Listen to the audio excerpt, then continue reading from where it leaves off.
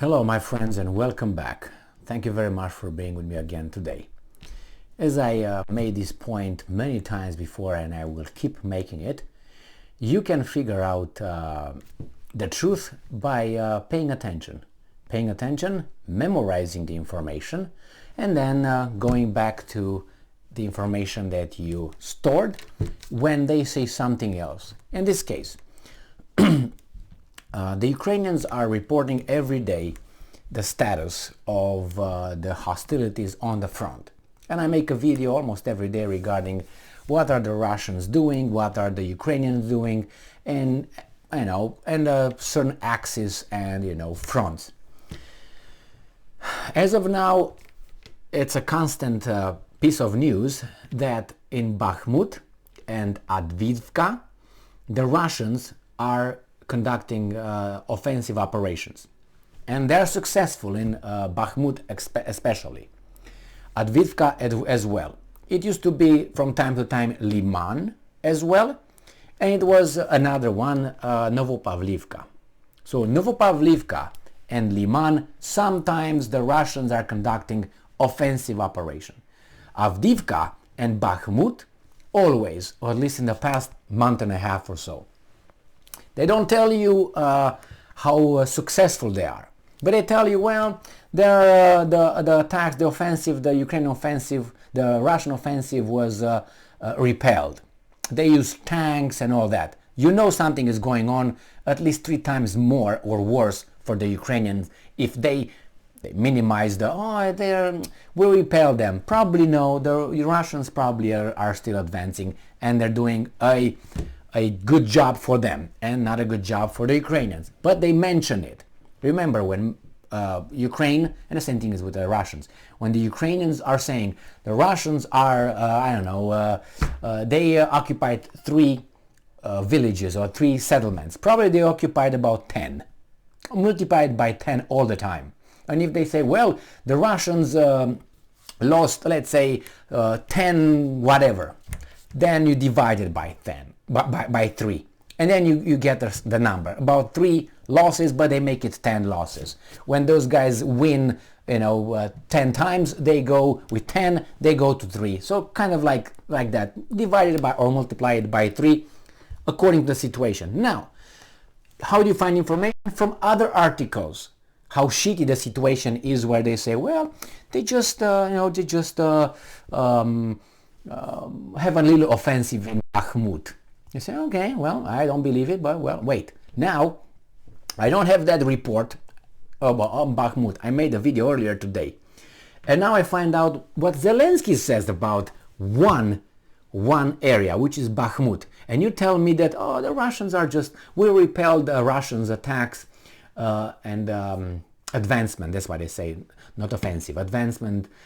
In Bakhmut, and they used tanks and all that. Now this is what Zelensky says, and you tell me what do you get out of that. So this article comes from Ukrainska Pravda. It is from December 9th, 2022. Invaders practically destroyed Bakhmut. What does that tell you?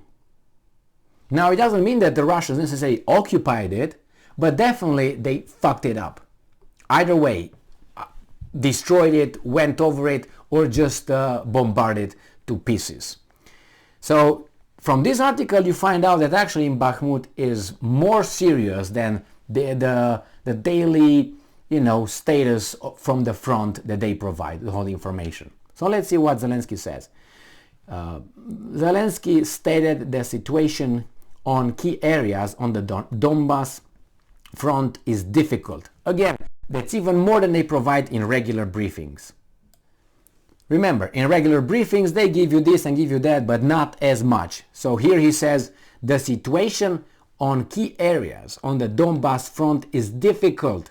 According to him, the Russians practically destroyed the city of Bakhmut. His intention here is not to let us know that the Russians are fantastic and they're advancing. No, he wants to maximize their destruction of Ukrainian cities. So he's gonna overestimate that. Oh, those are so bad, they destroyed that town. But while doing that, his statement raises questions in other areas, like, hey, So they are doing something over there. Now you're overemphasizing it in this article to make your point. But this contradicts or gives me a better understanding on what actually happens in Bakhmut when you give me those daily briefings of how great the Ukrainians or how great the Russians are not. Alright, so Volodymyr Zelensky in an evening video message on December 9th, he said this, so today, and I'm quoting, "The frontline situation remains very difficult in key areas in Donbas." And listen to the towns: Bakhmut, Soledar, Mariinka, Kremina.